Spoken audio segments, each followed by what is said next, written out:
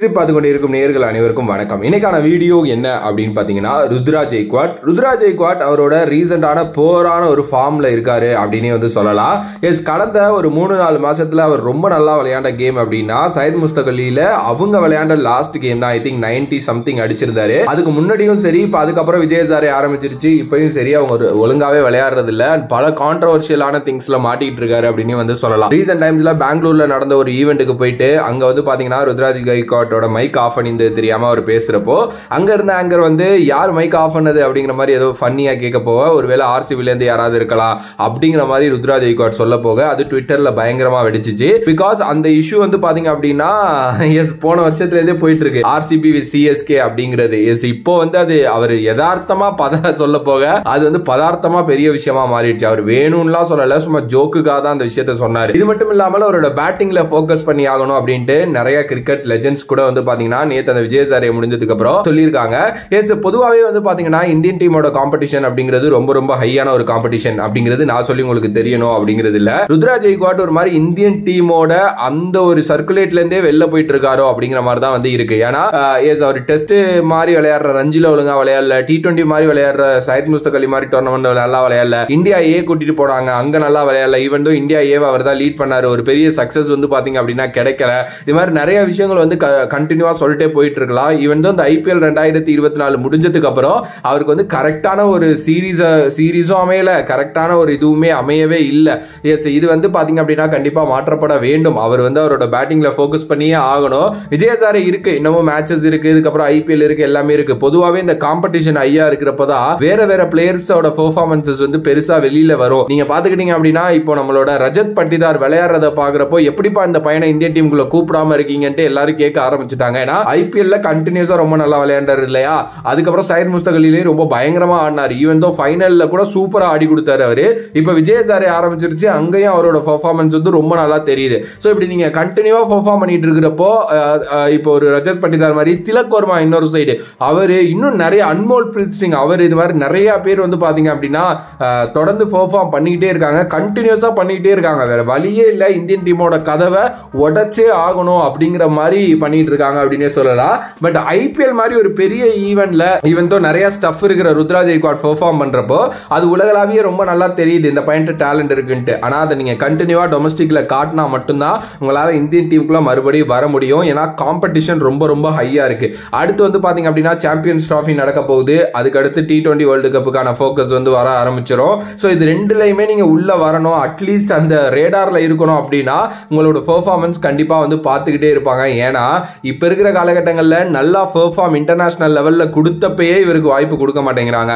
அது என்ன கருமாந்திரம், என்ன பாலிடிக்ஸ், இல்ல ஏன் எடுக்க மாட்டேங்கிறாங்க அப்படிங்கிறது தெரியவே இல்லை. ஏன்னா சூரியகுமார் யாதவ் இதை பத்தி கேட்டப்போ அவர் சிம்பிளா சொல்லிட்டு போயிட்டாரு, அந்த பையனுக்கு வயசு சின்ன வயசு தான், அவன் நல்லா விளையாண்டானா திருப்பி உள்ள வரலாம் அப்படின்னு சொல்லிட்டு. பட் இங்க சின்ன வயசு பெரிய வயசுலாம் இல்லைங்க, காம்படிஷன் தான். இந்தியன் டீமை நாங்க போய் சேரணும் அப்படின்னு சொல்லிட்டு காம்படிஷன் மட்டும்தான் இங்க ஹெவியா இருக்கு. ஒவ்வொரு பிளேயரோட பெர்ஃபார்மன்ஸும் நோட்டபிளா இருந்துகிட்டே இருக்கு. பட் ருத்ராஜ் கெய்க்வாட் ஒரு மாதிரி அடுத்த லீடர் அப்படிங்கிற அந்த ஒரு இதுல பாக்குறாங்கன்னு நினைக்கிறேன் BCCI. ஏன்னா அதனாலதான் இந்தியா ஏ மாதிரி டூருக்குலாம் பாத்தீங்கன்னா வாய்ப்பு கொடுக்குறாங்க. எஸ், நம்ம அவர் நல்லா பண்ணி எடுக்காதப்போ ஜஸ்டிஸ் ஃபார் ருத்ராஜ் கெய்க்வாட் அப்படின்னு சொல்லிட்டு பேசுறோம்ல, அட் த சேம் டைம் பாத்தீங்க அப்படின்னா அவர் நல்லா பண்ணாதப்போ பண்ணல, அவர் நல்லா பண்ணணும் அப்படின்னு சொல்லிட்டு பேச வேண்டியது நம்ம கடமை தான். ஏன்னா ட்விட்டர்ல ருத்ராஜ் மாதிரி ஒரு பிளேயர் மேல அந்த அளவுக்கு பாத்தீங்கன்னா ஹேட்ரேட் இப்போ ரீசெண்ட் டைம்ஸ்ல பரப்பப்பட்டு இருக்கு. பிகாஸ் ஆஃப் பியூர் IPL அப்படிங்கிற அந்த இஷ்யூனாலதான் இந்த CSK மும்பை, இந்த CSK RCB, இதனால ருத்ராஜ் கெய்க்வாட் மாதிரி ஒரு பிளேயர் மேல தனி வெறுப்பை காட்டுறானுங்க, ரஜத் பட்டிதார் மாதிரி ஒரு நல்ல பிளேயர் மேல தனி வெறுப்பை காட்டுறானுங்க. போதுண்டா டே, எல்லாருமே நம்ம இந்தியாக்காக தான் ஆட போறாங்க. IPL அப்படிங்கிறது ஒரு காசுக்கான ஒரு லீக், அதை வச்சு காசு பண்றாங்க. அண்ட் அதுலேயே நிறைய டேலண்ட்ஸ் வெளியில தெரியுறாங்க. அப்பனா நீங்க ஓகேப்பா, இந்த பிளேயர் இந்தியன் பிளேயர் நல்லா விளையாடுறாருன்னு மட்டும் சப்போர்ட் பண்ணுங்க. அது எந்த டீம்ல யாரு விளையாண்டா என்ன, அது அப்படிதான் பண்ணணும். பட் ஆனா நீங்க போயிட்டு பாருங்க, சும்மா நீங்க போயிட்டு பாருங்க. இவருக்கு பேரு ஜஸ்டிஸ் ராஜ்னு வச்சிருக்காங்க. நீங்க இன்னொரு சைடு போனீங்கன்னா ரஜத் பட்டிதார்லாம் என்ன பண்ணாரு, அவரை போட்டு CSK ஃபேன்ஸ் அடிச்சுட்டு இருக்கானுங்க. இதுதான் நடந்துகிட்டே இருக்கு.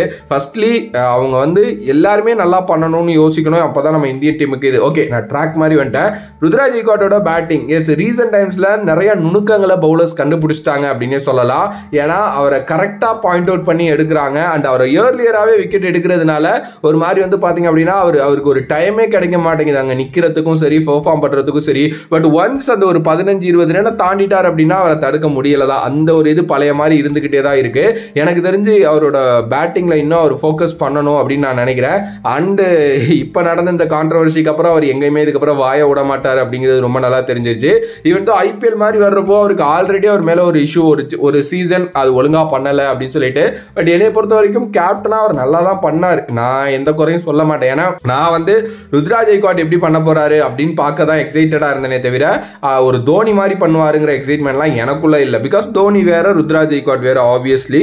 ஸோ அவங்க வந்து பார்த்தீங்கன்னா வேற மாதிரி தான் கேப்டன்சியும் பண்ணுவாங்க. ஸோ ஒரே சீசன்ல யாரையும் ஜட்ஜ் பண்ணவே முடியாது. நம்ம அடுத்தடுத்த சீசன் இருக்கு. ஸோ வரப்போற சீசன்லயும் அவர் தான் வந்து பார்த்தீங்கன்னா கேப்டன்சி பண்ண போறாரு. ஒரு நான் லைக் எப்படி சொல்றது, இப்போ நிறைய பிளேயர் பெர்ஃபார்ம் பண்றாங்க, நிறைய பிளேயர் பெர்ஃபார்ம் பண்றது இல்லை. பட் குறிப்பிட்ட ஒரு பிளேயர்ஸ் பற்றி பேசுறேன்னா நம்மளுக்கு இருக்கிற ஆடியன்ஸ்னால தான். ஏன்னா நமக்கு சிஎஸ்கே ஆடியன்ஸ் அதிகம் ஆப்வியஸ்லி. அந்த அவங்களுக்கு புரிய வைக்கணும் அண்ட் அவங்களுக்கு தெரியப்படுத்தணும்னு சொல்லிட்டு தான் நானும் வீடியோ போடுறது. ஓகே, நான் இவங்களை பற்றி பேசுகிறேன், அவங்கள பற்றி பேசக்கூடாது அப்படிங்கிற மைண்ட் செட்டில் எல்லாம் நான் இல்லை. ஸோ பிகாஸ் எனக்கும் நானும் ஒரு ஸ்பெண்ட் பண்ணி ஒரு வீடியோ போடுறேன் அப்படின்னா ஓப்பன்லி ஸ்பீக்கிங் அதுலேருந்து நல்ல வியூஸ் வந்து தான் ஆகணும். ஸோ அதனால தான் நான் இப்போ ருத்ராஜ் கெய்க்வாட் மாதிரி சிஎஸ்கே மாதிரி வீடியோஸ்லாம் கொஞ்சம் நிறையா போடுறது. மற்றபடி வீடியோஸும் நான் போடுறேன். பிருத்திவி ஷா பற்றி பேசினேன், பேவன் ஜாக்கப்ஸ் பற்றி பேசினேன். ஃபர்ஸ்ட் அதெல்லாம் போயிட்டு செக் பண்ணி பாருங்க. ஏன்னா அதெல்லாம் யாருமே செக் பண்ணி பார்க்காம அப்படியே வந்து நீ சிஎஸ்கே வீடியோ மட்டும் தான் போடுவேன் அப்படின்லாம் வந்து சொல்லாதீங்க. ஓகே, அண்ட் இதுக்கப்புறம் நிறைய கவுண்ட் டவுன் வீடியோ ஸ்டார்ட் ஆக போகுது. சாம்பியன்ஸ் ட்ராஃபியோட ப்ராபபிள் ஸ்குவாட் வீடியோ ஸ்டார்ட் ஆக போகுது. இது மாதிரி நிறைய விஷயங்கள் வந்து பார்த்தீங்கன்னா கண்டினியூவாக நம்மளும் கொடுக்க தான் போகிறோம். ஸோ ஆப்வியஸ்லி நீங்கள் சப்போர்ட் பண்ணுவீங்க அப்படின்னு நான் நினைக்கிறேன். ஸோ சிஎஸ்கே ஃபேன்ஸாக இருக்கட்டும் இல்லை நார்மல் ஃபேன்ஸாக இருக்கட்டும், உங்களோட கருத்து இந்த ருத்ராஜ் கெய்க்வாட்டோட போரான ஃபார்ம் பற்றியும் ரீசெண்டாக எழுந்த கான்ட்ரவர்சி பற்றியும் என்ன அப்படின்னு சொல்லிட்டு மறக்காம கமெண்ட் பாக்ஸில் கமெண்ட் பண்ணுங்க. அண்ட் ரீசெண்ட் டைம்ஸில் அவர் இறங்குற பொசிஷனும் பற்றியும் நம்ம பேசியிருந்தோம். பிகாஸ் திடீர்னு நம்பர் 5 நம்பர் 6 வராரு, ஒரு ஓப்பனிங் பண்ண மாட்டேங்கிறாரு, இல்லைன்னா 1 டவுன் வர ட்ரை பண்றாரு. அவர் என்ன மைண்ட் செட்ல இருக்காரு அப்படின்னே தெரியல.